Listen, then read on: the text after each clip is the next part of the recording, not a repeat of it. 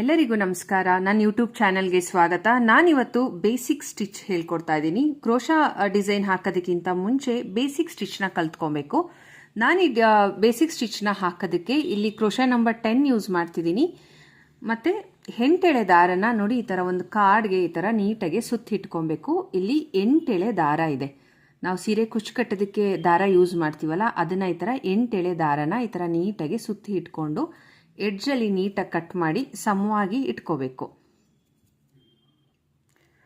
ನಾನಿಲ್ಲಿ ಬೇಸಿಕ್ ಮತ್ತು ಸ್ಟಿಚ್ನ ಪ್ರಾಕ್ಟೀಸ್ ಮಾಡೋದಕ್ಕೆ ಇಲ್ಲಿ ಹಳೇದು ಯಾವುದಾದ್ರೂ ಸರಿ, ಹಳೆ ಸೀರೆನ ಈ ಥರ ಜಿಗ್ಜ್ಯಾಗ್ ಮಾಡಿರೋದು ತೊಗೋಬೇಕು, ಇಲ್ಲ ದುಪ್ಪಟ್ಟ ತೊಗೊಂಡ್ರೂ ಆಗುತ್ತೆ.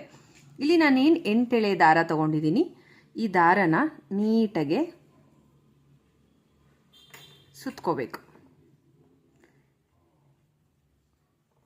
ಇನ್ನೊಂದ್ಸಲ ತೋರಿಸ್ತೀನಿ ನೋಡಿ. ನೀಟಾಗಿ ಈ ಬೆಳ್ಳಿಗೆ ಈ ಥರ ಸುತ್ಕೋಬೇಕು. ಈ ಥರ ಸುತ್ಕೊಂಡಾದ್ಮೇಲೆ ಈ ಥರ ಇಟ್ಕೊಳ್ಳಿ. ಈ ಥರ ಇಟ್ಕೊಂಡು ಇದ್ರ ಮೇಲೆ ಮತ್ತೆ ಬಟ್ಟೆನ ಇಟ್ಕೋಬೇಕು. ಬಟ್ಟೆನ ಇಟ್ಕೊಂಡು ನೋಡಿ, ಕ್ರೋಶನ ಈ ಥರ ಬಟ್ಟೆ ಒಳಗಡೆ ಹಾಕಾದ್ಮೇಲೆ ಈ ದಾರನ ಈ ಥರ ಕ್ರೋಶಾ ಮೇಲೆ ಈ ಥರ ದಾರನ ತಗೊಂಡು ಹಿಂಗೆ ನೀಟಾಗೆ ಹೇಳ್ಕೋಬೇಕು.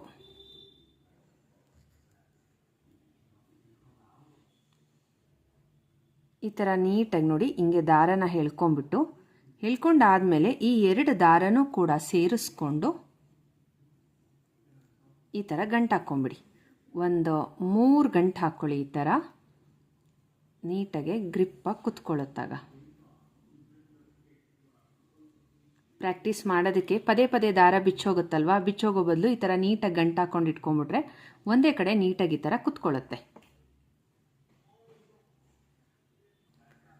ಈ ಥರ ಗಂಟು ಹಾಕ್ಕೊಂಡಾದ್ಮೇಲೆ ಈ ಬೆಳ್ಳಲ್ಲಿ ಈ ಥರ ನೀಟಾಗಿ ಹಿಂಗೆ ಸುತ್ಕೋಬೇಕು. ಹಿಂಗೆ ಸುತ್ಕೊಂಡು ನೀಟಾಗಿ ಇಲ್ಲಿ ನೋಡಿ, ಈ ಥರ ಈ 2 ಬೆಳ್ಳಲ್ಲಿ ಬಟ್ಟೆ ಇಟ್ಕೊಳ್ಳಿ. ಈ ಬೆಳ್ಳಲ್ಲಿ ದಾರನ ಈ ಥರ ಸುತ್ಕೋಬೇಕು. ಸುತ್ಕೊಂಡಾದ್ಮೇಲೆ ಇಲ್ಲಿ ನಾವು ಗಂಟು ಹಾಕ್ಕೊಂಡಿರ್ತೀವಲ್ಲ, ಅದ್ರ ಒಳಗಡೆ ಕ್ರೋಶನ ಹಾಕಿ ನೀಟಾಗಿ ಈ ಥರ ದಾರನ ಮೇಲೆ ತೊಗೊಂಬರ್ಬೇಕು. ದಾರನ ತೊಗೊಂಡು ಬಂದಮೇಲೆ ಈ ಥರ ಶೇಪ್ ಸಿಗುತ್ತಲ್ವ, ಈ ಕ್ರೋಶ ಒಳಗಡೆಗೆ ನೀಟಾಗಿ ಹಿಂಗೆ ದಾರನ ತೊಗೊಂಬರ್ಬೇಕು. ಇದು ಚೈನ್ ಸ್ಟಿಚ್ ಅಂತಾರೆ ನೋಡಿ. ಕ್ರೋಶಾ ಒಳಗಡೆ ಏನು ದಾರ ಇದೆ ಮತ್ತೆ ಕ್ರೋಶಾ ಮೇಲೆ ದಾರನ ತೊಗೋಬೇಕು. ದಾರನ ತೊಗೊಂಡಾದ್ಮೇಲೆ ಈ ದಾರನ ನಾವು ಇದ್ರೊಳಗಡೆ ತೊಗೊಂಬರ್ಬೇಕಾದ್ರೆ ಕ್ರೋಶಾ ಈ ಥರ ಬಾಕೋಬೇಕು. ಈ ಥರ ಮತ್ತೆ ಆಚೆ ಕ್ರೋಶನ ತೊಗೊಂಬರ್ಬೇಕು. ಮತ್ತೆ ಕ್ರೋಶಾ ಮೇಲೆ ದಾರನ ತೊಗೋಬೇಕು. ದಾರನ ತೊಗೊಂಡು ಮತ್ತೆ ಈ ಒಳಗಡೆ ಏನಿದೆ ಈ ದಾರದೊಳಗಡೆ ನೀಟಾಗಿ ಕ್ರೋಶನ ಈ ಥರ ಬಗ್ಗಿಸ್ಕೊಂಡು ದಾರನ ತೊಗೊಂಡು ಬಂದು ಲಾಕ್ ಮಾಡಬೇಕು. ಈ ಥರ ಚೈನ್ ಸ್ಟಿಚ್ ಹಾಕ್ತಾ ಹೋಗುತ್ತೆ. ಮತ್ತೆ ನೋಡಿ, ಕ್ರೋಶಾ ಮೇಲೆ ದಾರನ ತೊಗೊಂಡು ಸೇಮ್ ಅದೇ ರೀತಿ ಅದರೊಳಗಡೆಯಿಂದ ದಾರನ ತೊಗೊಂಬರಬೇಕು.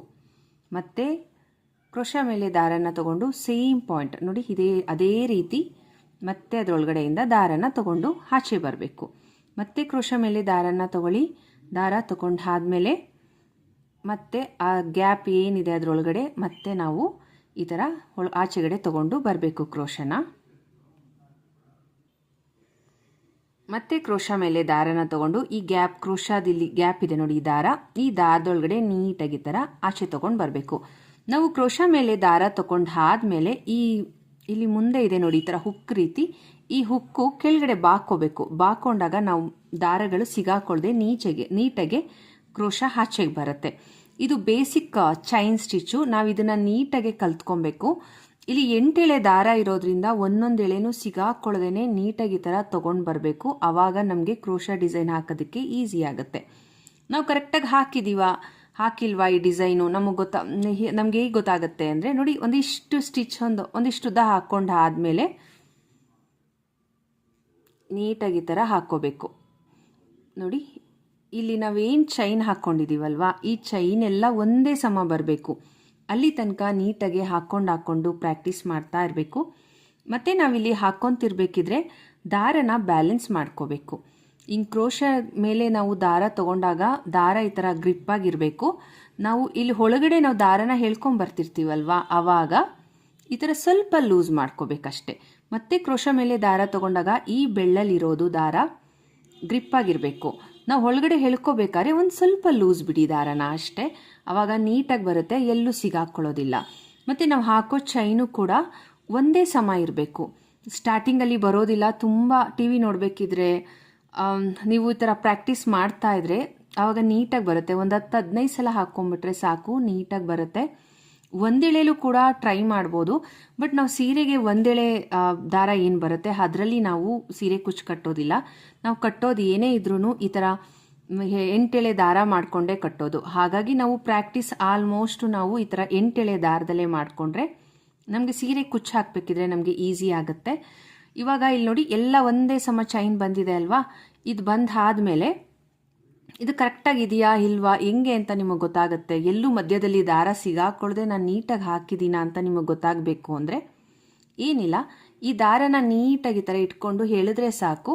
ಎಲ್ಲೂ ದಾರ ಸಿಗಾಕೊಳ್ಳದೆ ಈ ಥರ ನೀಟಾಗಿ ಬಂದರೆ ನಾವು ಕರೆಕ್ಟಾಗಿ ಚೈನ್ ಸ್ಟಿಚ್ ಹಾಕಿದ್ದೀವಿ, ನಾವು ಪ್ರಾಕ್ಟೀಸ್ ಮಾಡ್ತಿದ್ದೀವಿ ಅಂತ. ಆಮೇಲೆ ಇಲ್ಲಿ ನಾವು ದಾರನ ಬೇಸಿಕ್ ಇವಾಗ ತಾನೇ ಕಲಿತಿದ್ದೀವಿ ಅಂದರೆ ಈ ಥರ ಗಂಟು ಹಾಕ್ಕೊಳ್ಳೋದು ಬೆಸ್ಟು. ಯಾಕೆಂದರೆ ಪದೇ ಪದೇ ಬಿಚ್ಚೋಗಲ್ಲ, ಹೀಗೆ ಇರುತ್ತೆ.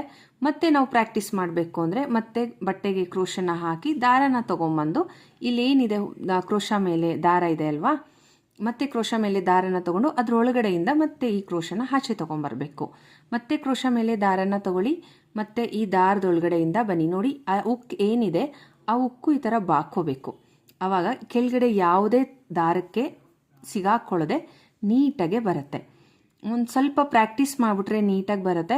ಆಮೇಲೆ ಚೈನು ಅಷ್ಟೇ ಒಂದೇ ಸಮ ಇರಬೇಕು, ನೀಟಾಗಿ ಒಂದೇ ಸಮ ಹಾಕ್ಕೊಂಡಾಗಷ್ಟೇ ನಮಗೆ ಕರೆಕ್ಟಾಗಿ ಬರುತ್ತೆ. ಒಂದೊಂದು ಡಿಸೈನ್ ಮಾಡಬೇಕಿದ್ರೆ ಒಂದು ಚೈನ್ ಚಿಕ್ಕದು ಒಂದು ಚೈನ್ ದೊಡ್ಡದು ತೊಗೊಂಡಾಗ ಕಂಬಗಳು ಡಿಫ್ರೆನ್ಸ್ ಬರುತ್ತೆ.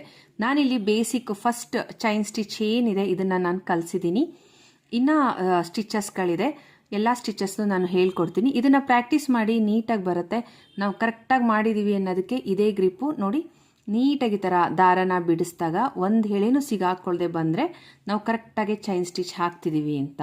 ಈ ಡಿಸೈನ್ನ ಪ್ರಾಕ್ಟೀಸ್ ಮಾಡಿ ಈ ಸ್ಟಿಚ್ನ ಮತ್ತೆ ನಾನು ಇನ್ನೊಂದು ಸ್ಟಿಚ್ ಜೊತೆ ಮತ್ತೊಂದು ವಿಡಿಯೋ ಜೊತೆ ನಿಮ್ಮ ಜೊತೆ ಬರ್ತೀನಿ. ಪ್ಲೀಸ್ ನನ್ನ ಚಾನಲ್ನ ಸಪೋರ್ಟ್ ಮಾಡಿ, ಸಬ್ಸ್ಕ್ರೈಬ್ ಮಾಡಿ. ಮತ್ತು ಹೊಸದಾಗಿ ನನ್ನ ಜರ್ನಿನ ಸ್ಟಾರ್ಟ್ ಮಾಡ್ತಿದ್ದೀನಿ. ದಯವಿಟ್ಟು ನನ್ನ ಚಾನಲ್ಗೆ ಸಪೋರ್ಟ್ ಮಾಡಿ.